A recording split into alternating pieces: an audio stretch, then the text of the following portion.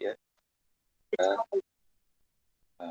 kita semua ya. Kali ini saya akan menjelaskan ya, sedikit tentang analisis satu bulan. Ini akan menjadi tugas ya, PS.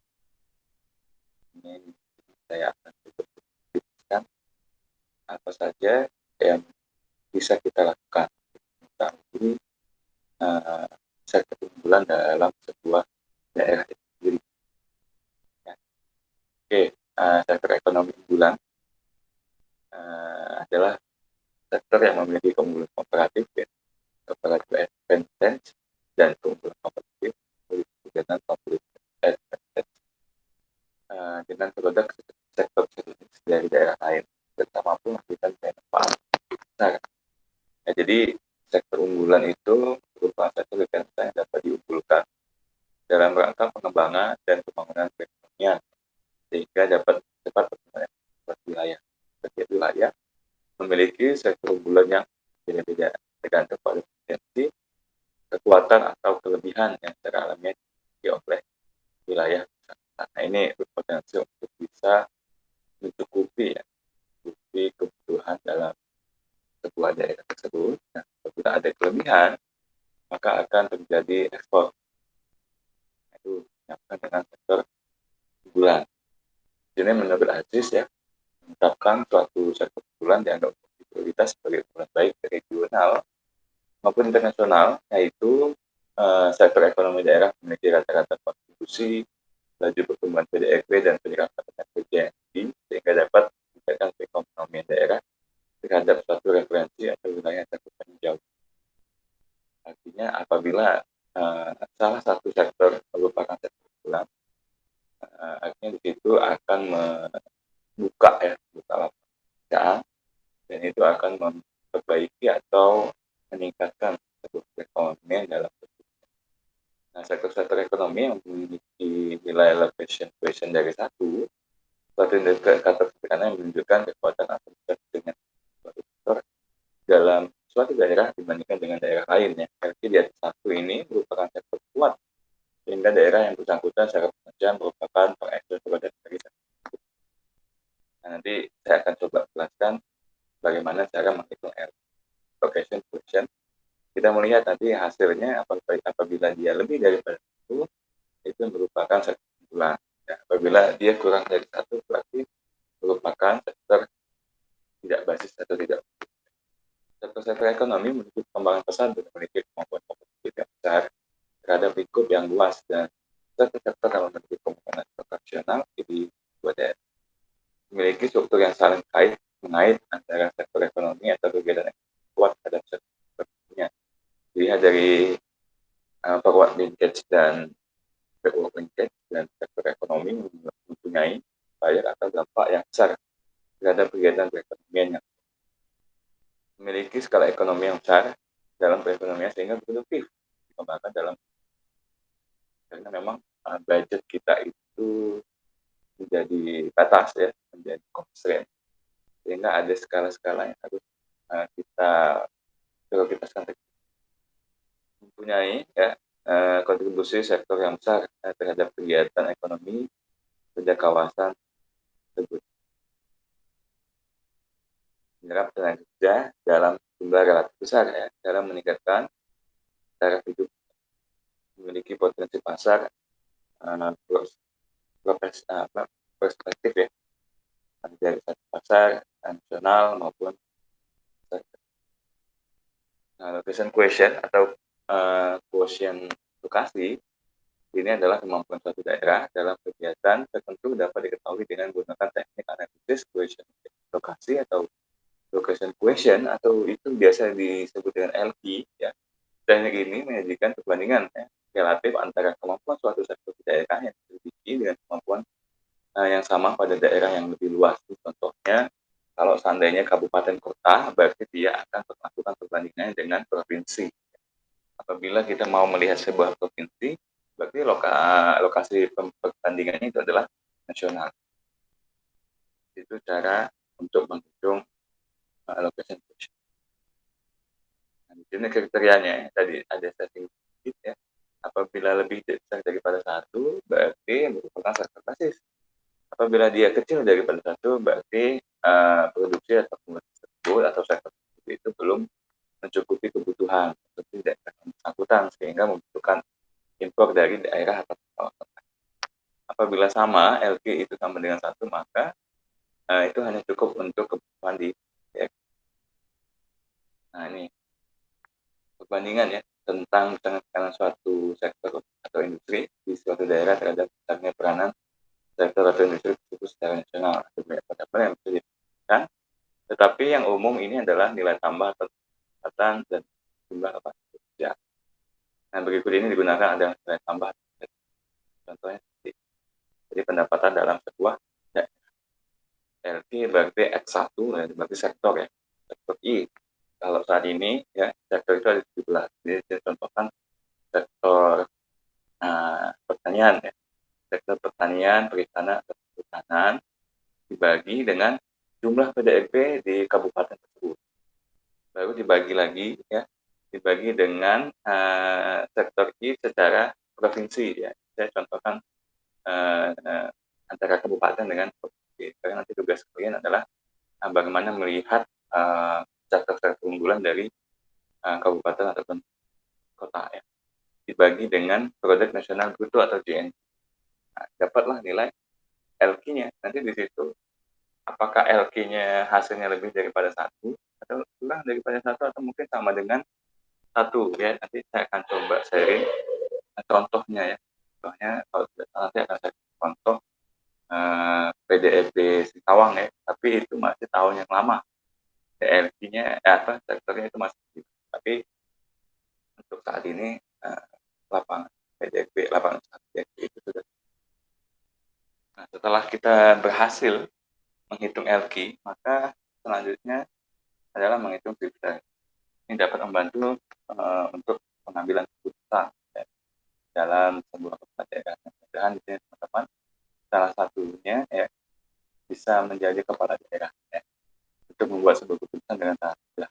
Ini dikatakan analisis website memiliki metode yang sudah digunakan untuk menggambarkan bagaimana perubahan ekonomi.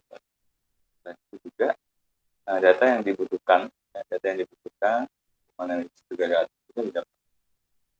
Analisis website adalah salah satu teknik kuantitatif yang bisa digunakan untuk menganalisis perubahan ekonomi daerah relatif terhadap ekonomi wilayah administratif. Nah, coba nanti kita lihat ya, formula yang digunakan. Yang digunakan untuk analisis website adalah DIJ ya, ini DIJ dampak ke daerah ini NIJ ditambah NIJ ditambah DIJ. Bagaimana mendapatkan NIJ? Itu adalah pengaruh NIJ sama dengan NIJ ditambah dengan R. Kebiasaan proporsional ini atau disebut pengaruh bauran industri. NIJ sama dengan EIJ dikali dengan RIN bukan dengan RN. Nah, untuk mendapatkan DIJ berarti kita harus cari dulu nih NIJ sama. Nah, di sini ada keterangan. Kalau J itu berarti kabupaten kota, kalau N berarti provinsi. Kalau seandainya kita mau mencari sebuah provinsi, berarti EIJ itu adalah Kalimantan Barat contohnya. Terus kalau skala EIN nasional berarti ini analisis contohnya ya. Analisis ini digunakan untuk menganalisis perubahan struktur ekonomi Kabupaten Kuningan relatif terhadap struktur ekonomi wilayah yang tinggi atau sebagai referensi atau acuan. Jadi perubahan relatif struktur ekonomi Kabupaten Kuningan ini dapat disebabkan hal-hal sebagai berikut. Pertama itu perubahan ekonomi nasional atau national efek ya, menunjukkan bagaimana pengaruh perubahan ekonomi nasional terhadap perekonomian. Jadi kalau kita melihat bahwa ada nggak sih pengaruh dari Kalimantan Barat terhadap kabupaten kota yang ada di kabupaten tersebut. Yang kedua, berdasarkan nasional atau proporsional saya menunjukkan bahwa ada perubahan relatif naik atau turun kinerja suatu sektor di Kabupaten Kuningan terhadap sektor yang sama di Provinsi Jawa Barat. Berdasarkan proporsional ini disebut juga pengaruh bauran industri atau mix. Dan yang ketiga ya, berdasarkan diferensiatif ringan dibandingkan dengan tingkat barat ya. Jika nilai pergerakan diferensial positif, berarti ya sektor tersebut itu di Kabupaten Kuningan lebih kompetitif dibandingkan sektor yang sama ya di tingkat perekonomian provinsi. Pergerakan diferensial ini disebut juga pengaruh keunggulan jangkau. Jadi nanti kalian akan lihat yang pertama itu harus kalian cari dulu datanya PDRB. Jadi ada tipologi klasen ya. Yang itu yang ketiga ya. Tipologi klasen ini mengklasifikasinya ya. Tipologi klasen merupakan alat analisis yang digunakan untuk mengidentifikasi sektor usaha ataupun komoditas atau unggulan suatu daerah. Nah, dalam hal ini, ya, analisis tipologi klasen dilakukan dengan membandingkan pertumbuhan ekonomi daerah dengan pertumbuhan ekonomi nasional yang menjadi acuan atau nasional ya, maksudnya di sini pertumbuhan ekonomi daerah dengan pertumbuhan ekonomi daerah yang menjadi acuan atau nasional dan membandingkan faktor usaha. Nah, hasil analisis tipologi klasen ini akan menunjukkan posisi pertumbuhan dan pangsa pasar ya sektor usaha. Jadi nanti akan dilihat kata-katanya. Oke, ini apa sih tujuannya? Yang pertama itu mengidentifikasi posisi perekonomian suatu daerah dengan daerah yang diakuinya.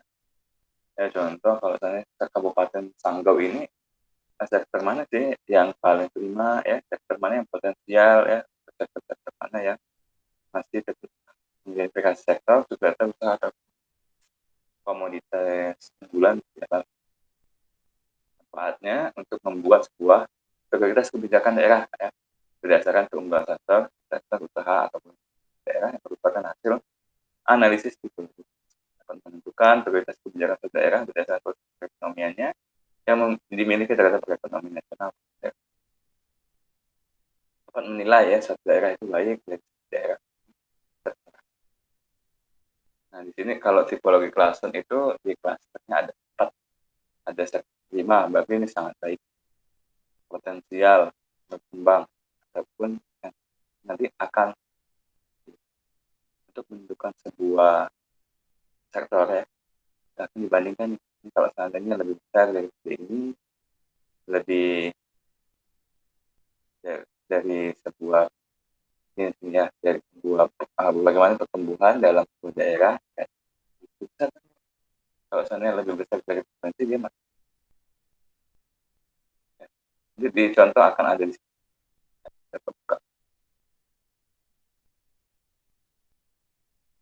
Nanti teman-teman bisa ya lakukan hitungannya melalui Excel.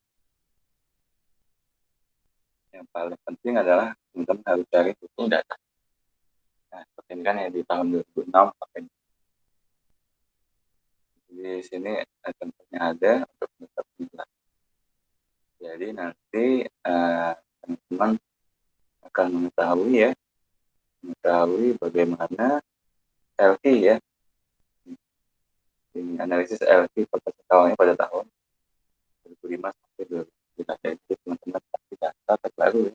Kalau bisa dari tahun 2016 sampai tahun 2020 minimal 5 tahun. Jadi dari sini ya teman-teman bisa tahu nih sektor LQ atau unggulan dalam sebuah kawasan itu yang mana. Ya.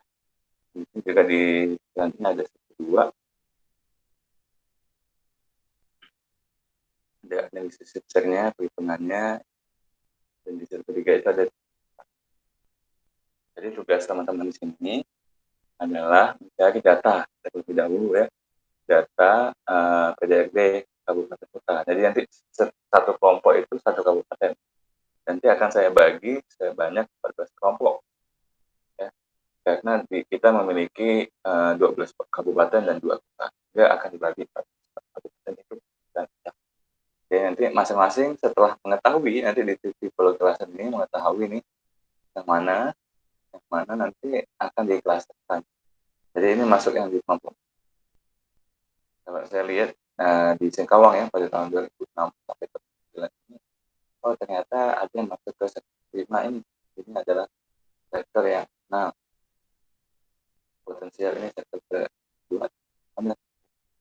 Setelah kita mengetahui ini baru kita bisa. Oke ya. Itu tugasnya teman-teman ya. Jadi nanti Pak, bagaimana untuk kelompok? Oke, untuk kelompok kan ada 56 ya. Jadi 56. Jadi di sini akan dibagi 14. Dibagi 14. Jadi ini yang nomor 1 ya, satu kelompok dengan atau nomor 15. Dan begitu selanjutnya. Berarti ini yang 1, 2, 3, 4, 5, 6, 7, 8 sampai 14 itu adalah beda kelompok. Nah, untuk selanjutnya seperti itu. Ya. Oke ya. Oke, buat teman-teman yang belum absen nih minggu lalu ya, untuk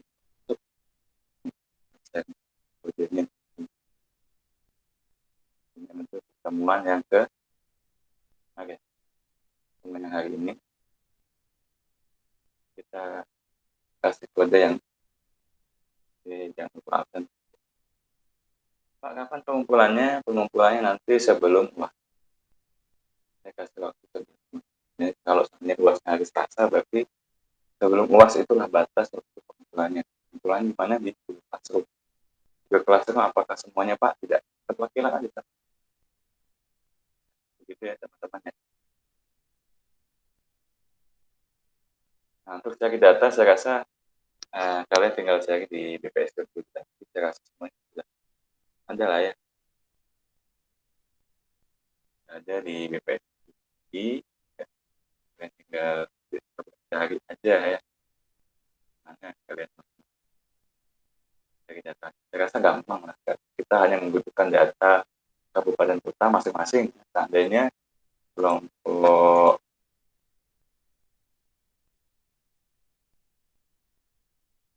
yoga nih ya, kelompok yoga Tefur Rahma, dia dapat Singkawang ya, berarti cari Singkawang aja. Nah, untuk provinsi saya rasa semuanya sama. Provinsi data semua provinsi harusnya sama, jangan sampai nanti ada satu kelompok kok beda. Kita menggunakan PDRB harga konstan, bukan PDRB harga baku ya. Kenapa tidak menggunakan PDRB harga baku? Karena itu dipengaruhi oleh inflasi. Datanya akan lebih bagus apabila itu datanya. Ya, itu ya teman-temannya. Jadi, kalaupun ada pertanyaan, ada yang ingin didiskusikan boleh melalui WA group ataupun melalui Google. Mungkin itu yang bisa dapat saya sampaikan. Terima kasih atas partisipasinya. Mudah-mudahan teman-teman bisa melakukan ini. Jadi nanti saya kasih waktu beberapa minggu untuk itu ya. Jadi jangan lupa setelah teman-teman menghitung, ya, menghitung sudah tahu nih LP-nya berapa, sudah tahu nih tips-tipsnya seperti apa, sudah tahu nih tipologi seperti apa. Jadi nanti jangan lupa untuk berikan analisisnya. Loh, kok bisa sih di Singkawang sektor perairannya atau listriknya menjadi sektor basis, itu mungkin sebabkan ya.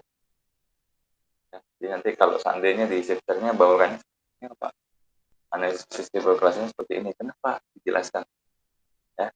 Saya minta analisis kalian setelah kalian buat cari datanya, kalian olah datanya melalui Excel, kalian analisis ya, jangan hanya cuma mengolah data sudah, itu belum dianalisis. Jadi kalian harus analisis. Ya. Oke, terima kasih atas perhatiannya. Mudah-mudahan kita senantiasa diberikan kesehatan. Assalamualaikum warahmatullahi wabarakatuh.